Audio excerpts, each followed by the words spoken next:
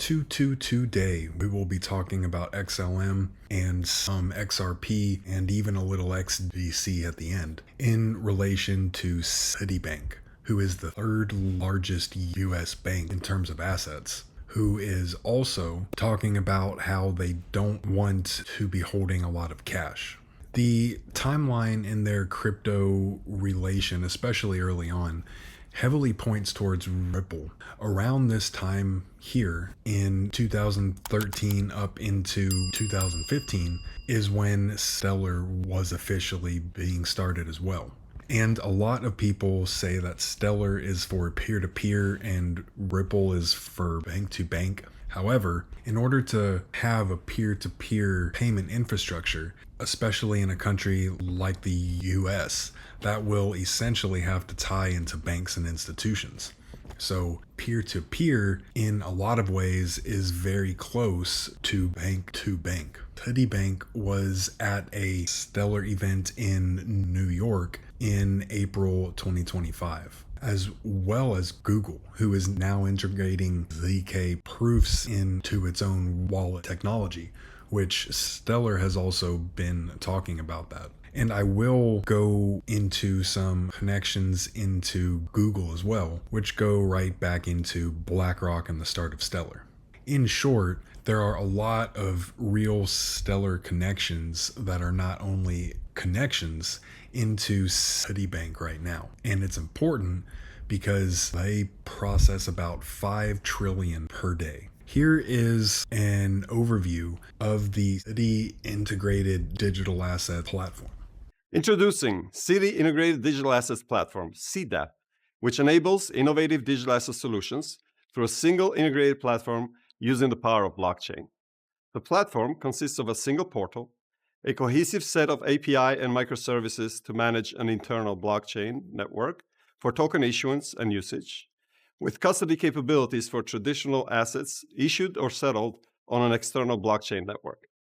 We are using Citi Integrated Digital Asset Platform, CDAP, to develop capabilities addressing our clients' needs and demands. Let me highlight some applications of CDAP. Citi was the first to provide digital custody and settlement to clients that are participants of bond exchange, a bond exchange using blockchain. Citi Token Services for Cash, which uses inter-branch tokenized deposits to enable instant payments and on a 24/7 real-time basis. Citi Token Services for Trade, currently in pilot phase, which aims to automate the conditional payment of goods and services via smart contracts. Lastly, this year, we showcased a new proof of concept with key clients, demonstrating that tokenization could enable efficient distribution of private funds by embedding compliance rules into a token smart contract. It was developed by our tech team and deployed on a sandbox environment specifically designed for rapid innovation. All right, so it talked about tokenization of real-world assets. It talked about custody, and it specifically talked about tokenization of bonds. So the platform is currently using Hyperledger Besu, which has been developed by Cheesecake Labs, who is tokenizing bonds on Stellar. And I believe it is either in Brazil or in Argentina. I can't remember off the top of my head. I have done at least 2 pretty explanatory videos on the topic. So if you're interested in that, it is available. And it kind of ties back into my idea that I've had for probably over a year now, and I've actually put it on paper in a sense, where I can see Ripple ending up in a very heavy custody kind of a concentration, which is not an insignificant thing. They have been making a lot of acquisitions around custody. And Stellar has been working on a lot of tokenization and interoperability, not just in between chains, but in between private networks, such as what was explained in the video, and the public network on Stellar. And To top it all off, Stellar and Ripple each have a lot of connections into Axelar, who is actually working with Stellar on smart contracts. So it is a really good example of how, yes, Stellar is extremely interconnected, and a lot of people just don't choose to acknowledge that. But it also calls out a potentially significant role for the XRPL as well. So there are some things that I won't really talk about here, but apparently Citi has had some pretty influential connections into the US government from the top down. So that's as far as I'll comment on that. But it really doesn't surprise me because we know the ones who control everything are actually the ones who control all of our cash, unfortunately. Citi recently put out a report around a tokenized USD. And not only did it directly call out the involvement of two people out of Stellar, it also tied in Mastercard, who is working on a couple of huge applications on Stellar. They are specifically working on a crypto credential, which is kind of comparable to some kind of a KYC application. And I believe that they're working with somebody else, if it's not Stellar, to create a payment network too. I apologize, I don't have it off the top of my head, but I wasn't prepared to actually comment on that. Here is another example of the involvement in between the two companies. At the OMFIF Summit in 2025, you've got Citi and Stellar called out as a couple of the top partners. And it also has a ton of participating organizations from the 2024 conferences too. You've got Circle, Citi, the DTCC, HSBC, something with R3, Onyx, and JPM, Mastercard. So you've got tons and tons of these connections that go not only into Stellar, but it also has a lot of commonalities with Ripple too. Here is a clip from something that I came across a while back. It's from March, which isn't that long ago actually. I just can't remember where exactly I found it, but it more specifically talks about what the involvement of Stellar was in the conference, and they were on a panel with Swift and Euroclear talking about smart contracts and asset tokenization. I did want to toss this in here as well. There are a lot of common ties with Ondo and Stellar as well. They're both heavily involved with BlackRock. However, the CXO, I can never remember without actually checking online if he's the CFO, the CMO, I forget. His name is Ben Grossman.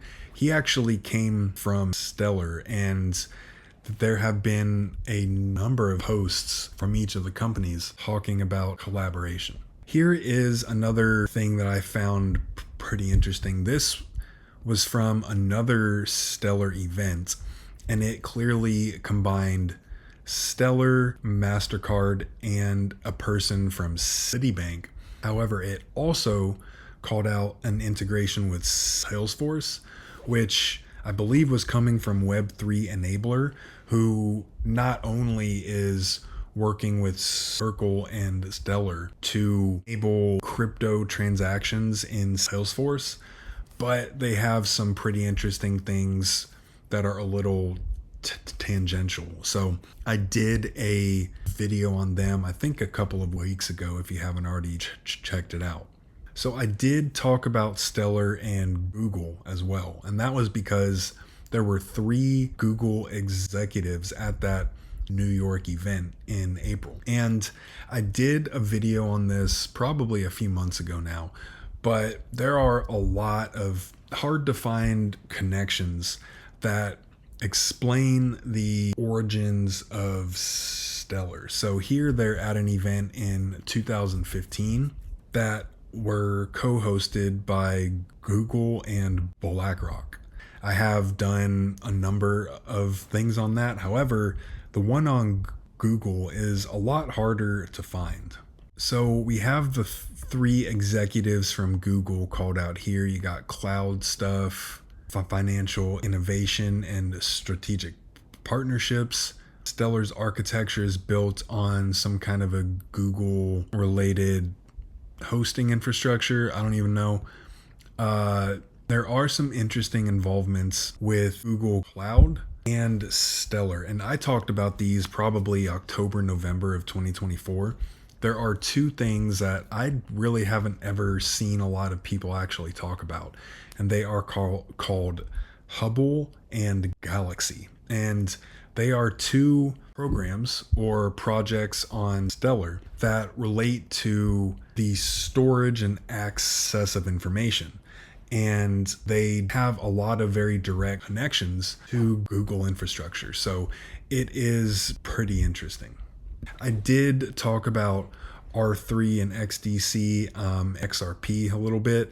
A lot of that comes down to the fact that the R3 ecosystem itself, which I don't talk about a ton anymore. I do have some things on the topic that I want to get into again, but Citibank is definitely tied in there, and it has a lot of institutional commonalities with not only Stellar, but Ripple as well, such as Standard Chartered, BBVA, Citi, Societe Generale, that's a French one, I can't pronounce it, Wells Fargo, HSBC, and BOA.